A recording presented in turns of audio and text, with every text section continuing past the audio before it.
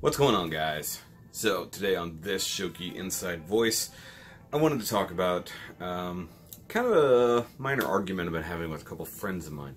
And actually, if you're unfamiliar with my Inside Voice type videos, it's more or less a singular podcast, kind of me talking about subjects that are either on my mind or discussions I'm having with other people or things I've seen on the internet that I want to get my thoughts out. So more or less like that. And honestly, the original discussion that started all this was an argument about the Solo movie and the current state of Star Wars as a franchise.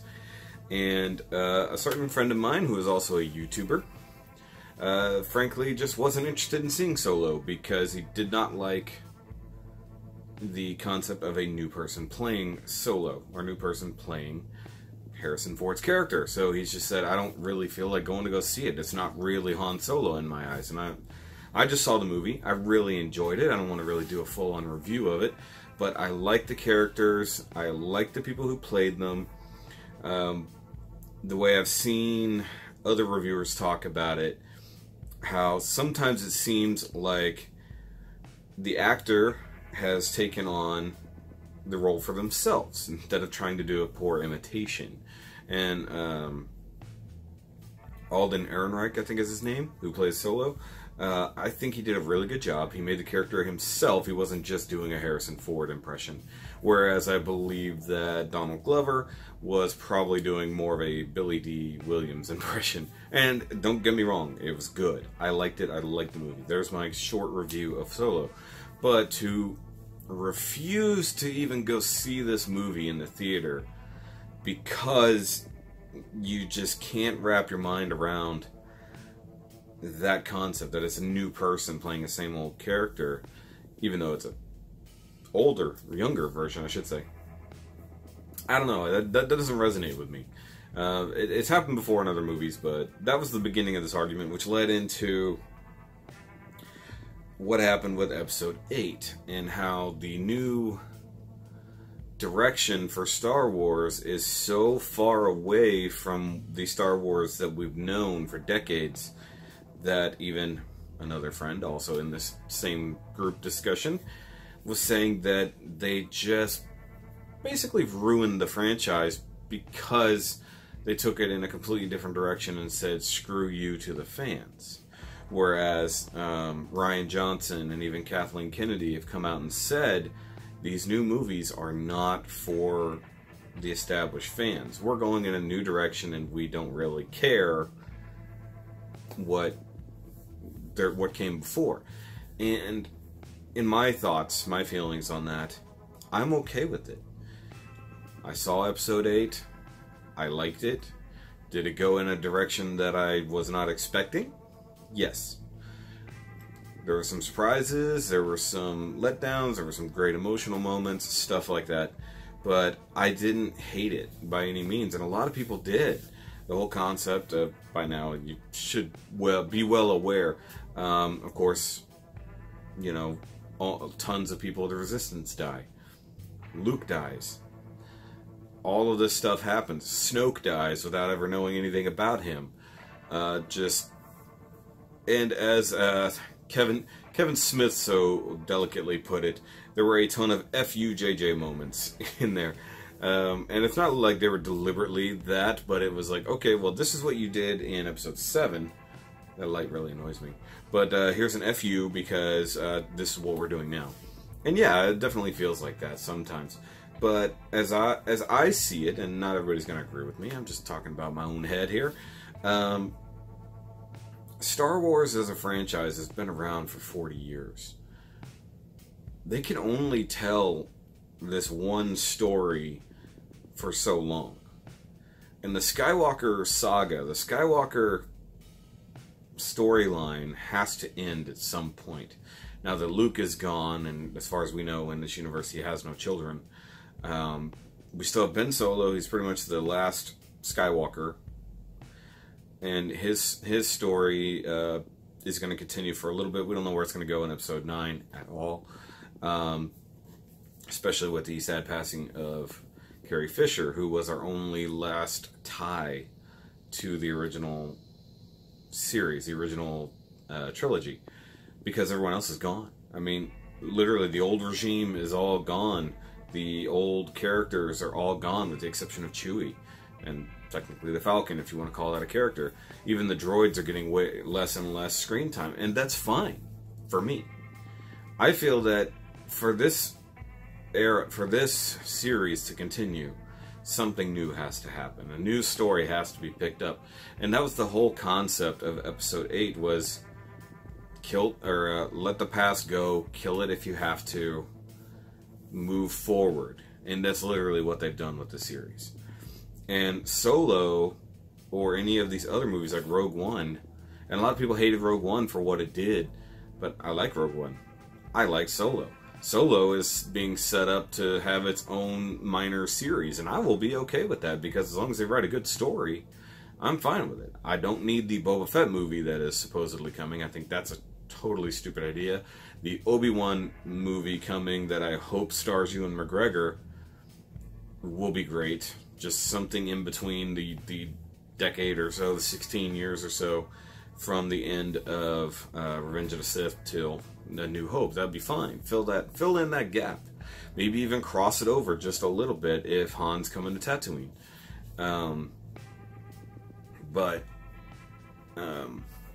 I don't think that the new direction that Star Wars is going is hateful. And I get it. There's a lot of people who only want the original trilogy to be all there ever was. The prequel trilogy, a lot of people don't even acknowledge it. And a lot of people really don't want to acknowledge the Episode 7, Episode 8. And that's all your own personal stuff. Go ahead. That's fine. But sometimes you just got to come at it with an open mind and look at it as, okay, this is the new direction they're going. It's not made for you. It has to be made for the future. The children in the future who are going to see these movies. The kids now who are going to see these movies and love it. They want a BB-8 doll. They want a Rey figure. They want Finn. Something like that.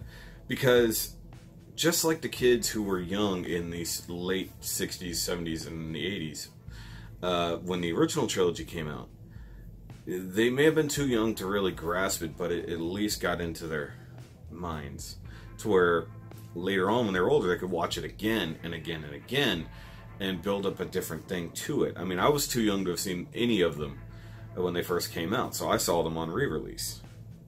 And then I got to see the special editions. And you want to talk about a director doing things to Star Wars that were totally unnecessary and probably more against the fan base than anything. George Lucas, in that matter, making so many special editions and so many add-ons and so many changes, I think, to me, did more damage than anything Kathleen Kennedy, J.J. Abrams, or Rian Johnson have done. That's just me. Now, I found myself in a very similar argument this morning about the Transformers franchise. And talking Bayverse specifically, because a friend of mine sent me the trailer for Bumblebee, which I had already seen first thing this morning. And I said, I've seen it, I don't care, I'm probably not even going to see this movie. And that's my thoughts on it. The trailer looks fine. I've absolutely lost interest in the Bayverse. And while this movie isn't directed by Michael Bay, he's a main producer. Just like he was on Ninja Turtles movies. Think about that for a minute. Think about how many fingerprints of Michael Bay were still on those Ninja Turtle movies, even though he wasn't directing them. Now, apply that to this Bumblebee movie. Set in the same universe, set a couple decades ahead of what we've already seen. We've got all new characters with the exception of Bumblebee and potentially Starscream. It's a jet-shaped person. Now, do we have any reference ever of Starscream being on Earth before the first movies? No. But we know Bumblebee was, so that's a thing. But to me, it's just kind of beating a dead horse. The Transformers franchise, since the beginning, has only gone downhill. I liked the first Transformers movie. I liked it so much that it's the only thing I've ever downloaded a proper bootleg of, where it's actually filmed on a crappy camera in a theater, because I wanted to watch it again. I just couldn't go see it in the theater. I had no time. So I actually downloaded a really crappy, and I mean crappy, version just so I could watch that movie again. And when Transformers 2 came out, I enjoyed it. And then Transformers 3 came out, and I enjoyed it way less. And then Transformers 4 came out, and it just starts circling the drain. And then Transformers 5 came out, and if you go back and watch my Transformers 5 review with Nick, which will be popping up over here, or over here, whichever side of the eye thingy pops up on, that movie was a dumpster fire. And this was what I was talking about with my friend this morning. He liked the movies. And I told him flat out, I was like, I liked the first one, and the longer that they've all been around, the less and less I like them. And Transformers has always been a vehicle to sell toys. No pun intended. And Michael Bay and Hasbro have built a new empire on these movies to sell, honestly, severely declining toys. Now, the new movie studio series from Takara, not bad. You guys, I haven't played with them at all, but I've seen them, I've seen other reviews, and some of them have gotten really, really good. Way better than anything we got in previous movies. But they're doing things 10 years on that they should have done 5 years ago. You know, put out better toys. Put out better movies. And I tried to, and I didn't really have this argument with him, but The Last Night had five plots. 5 main plots. Not subplots, main plots. And it had 2.5 MacGuffins. And like I said, go watch that review with me and Nick when it came out. And honestly, I don't care to see anything else of this universe. And I was watching Rodimus Primal, and he was having the same argument about Star Wars. So this is how it all kind of looped back on me. I watched him, he said he will not go see Solo in the theater because Episode 7 and Episode 8 basically crapped on the legacy of Star Wars so bad, and it hurt him and his family so directly because of this new direction, this new everything that they've gone. They will no longer go see a Star Wars movie in theaters. And I find myself in the same position with Transformers. I don't care to go see Bumblebee. We don't have any of the other mainline Autobots because we know they don't come to Earth until that first movie. So the only Autobots that we know for sure in the new established timeline, because it changes every single movie, is Hot Rod and Bumblebee. And then I guess technically speaking, you've got Skyfire or Jetfire, whatever he's known as in this universe. He's somewhere slumbering. Technically speaking, he should be in the Smithsonian, assuming he's not actually being flown as an actual airplane somewhere. But I found myself in the same thing. Those last movies have ruined it so much for me that I don't want to bother. I don't care that there's a new director in charge of Bumblebee, but Bay is still attached. He's still producing it. It's still his universe. And you can't tell me that at some point it's not going to be him totally involved. And you know, the main actress in Bumblebee, Haley Atwell, I believe it is. No, that's wait, no, that's not her. But I think it's Haley something. I think Haley Atwell is Agent Carter. I'll look up her name. It'll be here on the screen. But I mean, she's fine as an actress. She's still young. She's still got a long way to go. You know, she was in Pitch Perfect. Which, by the way, I had a funny thought the other night while watching 8 Mile. And I was like, hey, 8 Mile is Pitch Perfect, but for rappers. Think about it. But no, it's just the same effect of fandoms and toxic. And there was another debate the other day I saw on the internet is the fandom toxic or is the directorial aspect toxic? Is it the people making the movies that are breeding the toxicity, or is it the fandom breeding the toxicity? And I think in the case of Bay, it's a combination, because you get the people who want anything and everything to only be G1, the G-Winers, as they're called, the G-Winers. But then you've got the people who only want other aspects to only be the thing, just like you only want Star Wars to ever have been episode 4, 5, and 6. Nothing else matters. But for the people who are mad, including myself, I guess, what has happened before can't really be changed by what is going to happen. In the case of Star Wars, everything that happened before, everything that you loved before is still there. And unless George Lucas has more ideas on how to change them, there should still be the same. Transformers, at least Transformers 1 will always be there as, in my opinion, the best in the series. I think that there was a lot of good ideas later on, at least in the Sam Witwicky trilogy. Some ideas were good, some things were executed well, everything else was just a slowly growing dumpster fire. And then when we get into the Mark Wahlberg era, once again, good ideas executed poorly, because all Bay was doing was grabbing the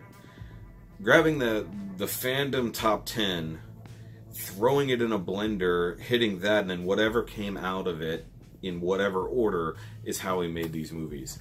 And I'm over that. I'm done with it. I don't want to have anything else to do with this universe. And if you need one last justification, they made the Dinobots into pathetic pet dinosaurs that didn't even join in the final battle in episode 5, or episode 5 in number 5, in Revenge of the Fallen Moon Knight.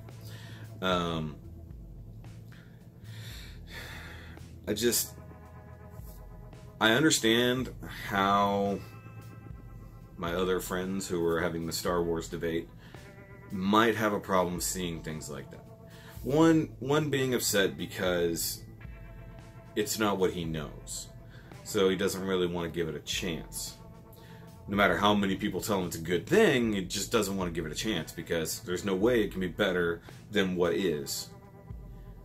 Which, once again, Solo is a good movie. I liked it, I enjoyed it, I had a good time. There was enough callbacks and there's a lot of other things. Episode 8, definitely a divisive movie. And I think that's kind of what this comes down to. The whole structure of this is movies that divide the fandom into people who can enjoy what is new and what is to come, and the people who can't let go of what has come before. And that's really what it's coming down to. That's what this whole discussion really is divisive movies. Logan kind of did that. Fantastic movie, but killed off a beloved character. Episode 7 and Episode 8, very divisive, killing off main characters that we've been with this entire ride. Infinity War, really going to the nines on decimating the fandom because of that, but we all know where that's going to go in the future, so that's a story that's been written, and we can see the outcome. Star Wars, we don't know where it's going. Transformers is at a dead end, because they've already canceled the 6th movie. They said, no, after Bumblebee, because it's already done, this is it, no more Bayverse, we're out, get out. And I'm happy with that. Star Wars, I want to continue for the next 40 years. Tell new stories, go somewhere new with it. Keep referencing the past, but don't live in it. Think back to the past, learn from it. It's like Yoda tells Luke, greatest teacher failure is, or however he said it, but learn from your failures, learn from your past, become a better teacher, teach the people of the future how to be better than you were. And Michael Bay, as bad as he's been with Transformers, can only open the door, hopefully, for better Transformers directors and writers. Bumblebee, somebody's probably going to have to drag me to go see it. Or I'm just going to wait till it comes out on Redbox. Or I might even just go the route that I know certain other friends of mine and just snag it on Kodi or something like that. Go see good movies as long as you know they're going to be a good movie. Stop giving money for bad movies. If you can have fun watching a movie, that's one thing, but you have to be able to turn your brain back on sometimes and recognize that you're standing in a dumpster fire, regardless of how fun it was when you got there. It's like, hey, that's on fire around you. I don't know if you really want to be in there. And then you're like, but it was so much fun until you've pointed it out. And it's like, that's because it is what it is. They distract you from the fire and hope that you don't realize that everything you love is actually burning down instead of being as fun as you think it is. But, you know, once again, that's my opinion. It's my inside voice. It's my thoughts. That was what I wanted to share with you guys. Let me know what you think about the Bumblebee trailer. Let me know what you think about all the Bayverse that has come before this. And are you glad that it's ending, or did you have hope that this would rekindle something, that there would be a reboot from this? And I don't want a Bayverse reboot. Let me be clear on this. I want a full-on Transformers revolution. And I'm going to say something totally crazy here. I don't want humans involved. I want a Transformers movie, not a human movie that has transforming robots in it. And that's all we've gotten for well over a decade now. Well, a little over a decade now. A human story that has Transformers involved is all we've gotten. We deserve a true Transformers story. The video games have proven that they can do it. The comics have proved that they can do it. You don't need the humans to keep these movies going. You can have full CGI Disney movies that don't even have realistic looking characters in it, and you will love it to death. And you can have some human-esque characters in there, and that's fine too. But you can totally do that with Transformers. The Autobots and the Decepticons will live on without the humans' interference, and there's tons of story to go off of. Grab anything out of IDW that could be a good base. Do the Fall and War from Cybertron games as a movie. Something along those lines. There's plenty to work with and a great story. Do that. Star Wars. Maybe bring back some of the EU stuff. You know, sprinkle some in, make something canon. But there's so much lore, there's so many side stories, there's so many characters, there's so much you can do in that sandbox. They need to play a little bit further out than just this little niche that's around the Skywalker clan. That's gotten about that big now. And if you don't think that Kylo is likely going to die by episode 9, or the end of episode 9, well, like I said, the Skywalker story needs to end, and this needs to be Rey's story from now on. So maybe after that we'll get like a good 6-year gap and we'll get something new. I don't know. But like I said, let me know what you think about it down below. Of course, I want to thank my patrons as usual: John, Andy, Steve, Kolby, and TheKrowSama. You guys are great. I like your support, and everything helps the channel to move forward. And I have a lofty, huge goal of about $200 a month. So if you guys haven't signed up for the Patreon and you wouldn't mind donating as little as $5 a month to maybe see things early or get some stuff that is for Patreon only, by all means, go over there. Anything that will help me keep this channel going so that I can do a lot more. Also, you can totally get a Shoky shirt right here on the screen. That also helps. It's like a direct donation, but hey, you get a really cool shirt in the process. And I have some more that I'm working on at the moment. But make sure you stick around for any and all reviews that I've been doing. If you want to go watch some more Inside Voices, go in the past and check those things out, or the Transformers movie review from up there. And I actually have a very long Infinity War review that Nick and I did while we were stuck in traffic that I need to edit down. So once I get that out, you guys will hear our thoughts on that. But I'll catch you guys later. Remember, as always, to keep on nerding.